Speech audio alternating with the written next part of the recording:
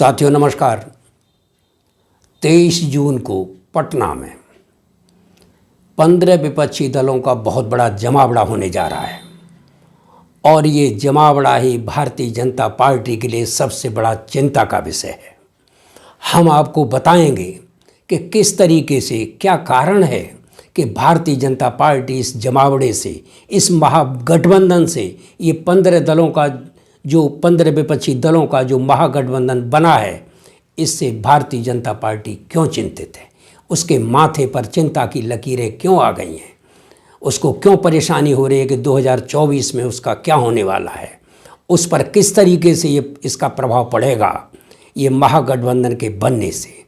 और साथियों, इसके जो सूत्रधार हैं नीतीश कुमार, उन्होंने इसकी घोषणा की है कि 23 जून को पटना में 15 विपक्षी दल सारे के सारे इकट्ठे होंगे और विपक्षी दल ही नहीं इकट्ठे होंगे, उनके जो अध्यक्ष हैं, जो निर्णय लेने में सक्षम हैं या मुख्यमंत्री हैं, वो इकट्ठे होंगे।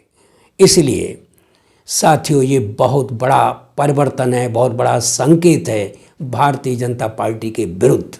ये बहुत बड़ा जमावड़ा है और इसको राजनीतिक सूत्र इस बात की शिनाख्त करने में लगे हैं, इसको बहुत पैनी नज़र से इस 23 जून के कार्यक्रम पर नज़र लगाए हुए हैं। और इस मीटिंग में, पहले ये मीटिंग 12 जून को होनी थी, लेकिन अब ये मीटिंग 12 के बाद 19 हुई और उसके बाद 23 हुई, क्योंकि 12 और 19 में कुछ दल ऐसे थे जिन्होंने ये कहा था कि हम आने के लिए तैयार हैं, लेकिन हमारे प्रोग्राम लगे हुए हैं। कुछ ने कहा था कि हम अपना प्रतिनिधि भेज देंगे। और इसमें राहुल गांधी भी 18 जून को लौट रहे हैं। तो इस तरीके से इसमें यह है कि कौन कौन इसमें शामिल होंगे। कांग्रेस के राष्ट्रीय अध्यक्ष खड़गे, पूर्व राष्ट्रीय अध्यक्ष आप जानते हैं राहुल गांधी, समाजवादी पार्टी के राष्ट्रीय अध्यक्ष अखिलेश यादव, केजरीवाल, ममता बनर्जी, तेजस्वी यादव, शरद पवार, उद्धव ठाकरे, स्टैलिन, डी राजा, हेमंत सोरेन, सीताराम येचुरी, लल्लन सिंह जो जेडीयू के हैं, वो तो मेज़बान हैं ही, और नीतीश कुमार सूत्रधार। तो ये इतने लोग एक मंच पर इकट्ठे होंगे और इकट्ठे होकर वो इस बात की रणनीति तैयार करेंगे कि आगे 2024 के लोकसभा चुनाव में हमको क्या करना है, कितनी सीटें हैं जिन पर 1 to 1 फाइट हो सकता है, 1 अगेंस्ट 1, यानी भारतीय जनता पार्टी के एक प्रत्याशी के विरुद्ध विपक्षी गठबंधन का एक प्रत्याशी होगा। और इसी मीटिंग में, इस महागठबंधन की मीटिंग में कॉमन मिनिमम प्रोग्राम के भी तैयार होने की, इसकी भी घोषणा होने की संभावना है। यानी इसकी भी संभावना है कि विपक्षी महागठबंधन का, हालांकि ये सारे विपक्षी दल जो ओबीसी की जातीय जनगणना और सामाजिक न्याय के मुद्दे पर ये सारे लोग पहले से ही सहमत हैं, तो ये मुद्दा तो विशेष रहेगा ही। इसके अलावा कौन कौन से मुद्दे होंगे, क्या वो पेंशन का मुद्दा भी होगा, जो पुरानी पेंशन का मुद्दा है, या और भी मुद्दे होंगे, तो ये कॉमन मिनिमम प्रोग्राम के बनने की भी संभावना है। तो विपक्षी महागठबंधन बनने से भारतीय जनता पार्टी क्यों चिंतित है, भारतीय जनता पार्टी को क्या परेशानी है। भारतीय जनता पार्टी ये जानती है कि 2014 में, हम उत्तर प्रदेश का अगर उदाहरण ले लें, कि 2014 में भारतीय जनता पार्टी ने 42% वोट भारतीय जनता पार्टी को मिला था और उन्होंने 73 सीटें जीती थी। 71-2 यानी 2 अपना दल की 73 सीटें जीती थी। लेकिन 2019 में जब सपा बसपा का गठबंधन हो गया, केवल 2 पार्टियों का गठबंधन था उत्तर प्रदेश में, और वोट प्रतिशत तो भारतीय जनता पार्टी का बढ़ा, यानी 49%, यानी उसको लोगों की सिंपैथी मिली और 49% वोट हो गया। लेकिन उसकी सीटें कितनी रह गईं? 62 सीटें रह गईं। और विपक्ष को सीटें कितनी मिली, ये आप खुद ही जानते हैं। तो कहने का मतलब ये है कि भारतीय जनता पार्टी को 2019 में उत्तर प्रदेश में जैसे नुकसान उठाना पड़ा है, ऐसे ही विपक्षी महागठबंधन बनने से भारतीय जनता पार्टी को ये चिंता है कि हमको राष्ट्रीय लेवल पे भी लोकसभा चुनाव में बहुत बड़ा नुकसान हो सकता है। और नीतीश कुमार ने, आप जानते हैं, हमने अपने वीडियो में पहले बताया था कि नीतीश कुमार ने कम्युनिस्ट पार्टी के सम्मेलन में कहा था पटना में कि यदि कांग्रेस हो तैयार तो भारतीय जनता पार्टी नहीं जाएगी 100 के पार। यानी भारतीय जनता पार्टी को 100 के अंदर समेटने का दावा नीतीश कुमार ने किया था। और वही नीतीश कुमार आज विपक्षी महागठबंधन के सूत्रधार हैं। यद्यपि उनके सूत्रधार होने की घोषणा नहीं की गई है, लेकिन काम जो कर रहे हैं सारे विपक्षी दलों के नेताओं से, विभिन्न पार्टियों के नेताओं से जा करके बंटूपन जो वो बात कर रहे हैं, वो इसी पे बात कर रहे हैं कि 1 अगेंस्ट 1, कि भारतीय जनता पार्टी के प्रत्याशी के विरुद्ध एक प्रत्याशी अगर खड़ा किया जाए तो भारतीय जनता पार्टी को निश्चित रूप से हराया जा सकता है। और इन्होंने, विपक्षी महागठबंधन ने 474 सीटें ऐसी तलाश कर ली हैं जिन पर भारतीय जनता पार्टी के विरुद्ध एक प्रत्याशी विपक्षी महागठबंधन का खड़ा होगा। इसमें से 244 सीटें कांग्रेस को देने का विचार चल रहा है, ऐसा राजनीतिक सूत्र बताते हैं। तो इस प्रकार जो 474 सीटों का जो प्लान ये चल रहा है, इससे भारतीय जनता पार्टी चिंतित है, क्योंकि भारतीय और इनका जो फोकस है वो उत्तर भारत में ज़्यादा है। आप जानते हैं कि कर्नाटक चुनाव के बाद स्थितियों में आमूलचूल परिवर्तन आया है, और हम तो ये कह सकते हैं क्रांतिकारी परिवर्तन आया है।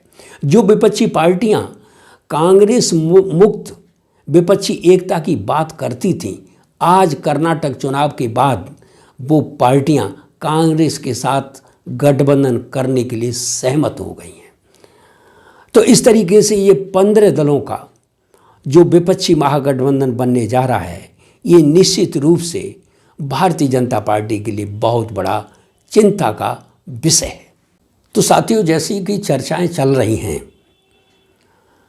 उसमें ये हो रहा है कि 474 सीटों पर, लोकसभा सीटों पर बीजेपी के साथ डायरेक्ट मुकाबला, और 69 सीटों पर, यानी 474 सीटों पर डायरेक्ट मुकाबला, 69 सीटों पर त्रिकोणीय मुकाबला बीजेपी के साथ 2024 के लोकसभा चुनाव में होगा, जैसा कि विपक्षी दल तैयारी कर रहे हैं। यही सबसे बड़ी चिंता का कारण है। और ऐसा लग रहा है कि भारतीय जनता पार्टी के दिन कुछ अच्छे नहीं चल रहे हैं। भारतीय जनता पार्टी को अब जननायक जनता पार्टी अलग आंख दिखा रही है। हरियाणा में एकनाथ शिंदे के सुपुत्र, जो एकनाथ शिंदे मुख्यमंत्री हैं महाराष्ट्र के, श्रीकांत शिंदे उनके जो सुपुत्र हैं, वो अलग अपनी कहानी बता रहे हैं। उधर राजस्थान का जो सर्वे आया है उसमें राजस्थान में कांग्रेस की सरकार बनती हुई दिखाई दे रही है विधानसभा चुनाव में, जो कि वर्ष के अंत में होना है चुनाव। मध्य प्रदेश में राहुल गांधी पहले ही 150 सीटों का दावा कर चुके हैं। कमलनाथ वहाँ पर बराबर चुनाव प्रचार में लगे हुए हैं, और इससे पहले जो चुनाव हुआ था 2018 में, उसमें भी कांग्रेस ने 114 सीटें जीती थी। तो इस प्रकार हम ये देख रहे हैं कि कर्नाटक चुनाव ने ये प्रमाणित कर दिया है कि भारतीय जनता पार्टी को हराया जा सकता है। और इतना ही नहीं, भारतीय जनता पार्टी को इतना बुरी तरह हराया गया कर्नाटक में कि 136 सीटें और कांग्रेस को और 65 सीटें बीजेपी को, यानी दूने से भी ज़्यादा कांग्रेस को वहाँ पर सफलता प्राप्त हुई है, सीटें प्राप्त हुई हैं। तो साथियों, जैसा कि हमने बताया कि भारतीय जनता पार्टी पर जो उनके अलायंस थे वो भी तरह तरह से दबाव बना रहे हैं, और आम जन का भी मानस इस समय बदल रहा है। वो ये सोच रहा है कि पिछले 9 वर्षों में हमको मिला क्या। तमाम तरह के सपने हमको दिखाए गए। 2 करोड़ रोजगार की बात की थी, तमाम बातें की थी। महंगाई कम करने की बात थी, गैस का सिलेंडर और क्या नाम पेट्रोल का भाव, नोटबंदी, तमाम जो चीज़ें हैं, या मनरेगा में गांव में काम मिल जाता था और रोज़गार मिल जाता था, पीएसयू तमाम बेचे जा रहे हैं। तो तमाम जो चीज़ें हो रही हैं, आखिर वो ये सोचता है आम जनमानस कि हमको भारतीय जनता पार्टी के आने के बाद हमको मिला क्या, हमारी इनकम में कौन सी बढ़ोतरी हुई, हमको क्या प्राप्त हुआ। हिंदू मुस्लिम के अलावा हमको भौतिक रूप से कुछ भी प्राप्त नहीं हुआ है।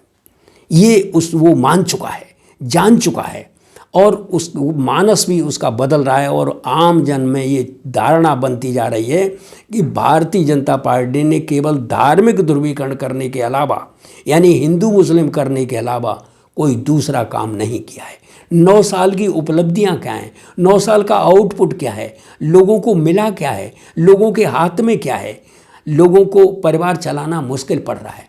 गैस के सिलेंडर घरों में रखे हुए लोग भरवा नहीं सकते, 1100 साढ़े 1100 का सिलेंडर हो गया है। इस प्रकार हम ये देख रहे हैं कि आम जनमानस की कमर टूट गई है, महंगाई से, बेरोजगारी से, भुखमरी, कंगाली, बदहाली से। और वो केवल 5 किलो, यानी इस देश में 83 करोड़ लोग 5 किलो अनाज के ऊपर निर्भर होकर के रह गए हैं। इसलिए साथियों, अब जो विपक्षी महागठबंधन जो बनने जा रहा है, वो निश्चित रूप से भारतीय जनता पार्टी के लिए बहुत बड़ी चिंता का विषय है। और इसमें कोई शक नहीं कि अगर 1 to 1, यानी भारतीय जनता पार्टी की एक प्रत्याशी के विरुद्ध अगर एक प्रत्याशी विपक्ष का लड़ता है, वो किसी भी पार्टी का हो सकता है। यानी जो 15 जो दलों के जो लोग, जो विपक्षी दल के लोग जो आ रहे हैं, प्रतिनिधि जो आ रहे हैं, उनका कोई भी प्रत्याशी अगर लड़ेगा तो टक्कर कांटे की होगी। और विपक्ष बड़े आत्मविश्वास में है, और विपक्ष ये समझ चुका है कि हम अगर एकता के बल पर विपक्षी दलों 15 विपक्षी दलों की एकता की बदौलत हम भारतीय जनता पार्टी को 2024 के लोकसभा चुनाव में शिकस्त दे सकते हैं। लोकसभा के चुनाव में अब 1 वर्ष से भी कम का समय बचा है और विपक्षी दलों ने अपनी तैयारी शुरू कर दी है। भारतीय जनता पार्टी भी अपनी तैयारी शुरू कर दी है। अब देखते हैं, असली परिणाम तो लोकसभा चुनाव के जब परिणाम खुलेंगे तभी पता लगेगा। लेकिन वर्तमान परिस्थितियां ये संकेत दे रही हैं कि निश्चित रूप से भारतीय जनता पार्टी के लिए सब कुछ ठीक ठाक नहीं चल रहा है, और यही उसकी चिंता का विषय है। आप हमारे इस चैनल को, हम अपनी बात समाप्त करते हैं। आप हमारे इस चैनल को लाइक करें, सब्सक्राइब करें और इसको शेयर करें। धन्यवाद। जय हिंद, जय भारत।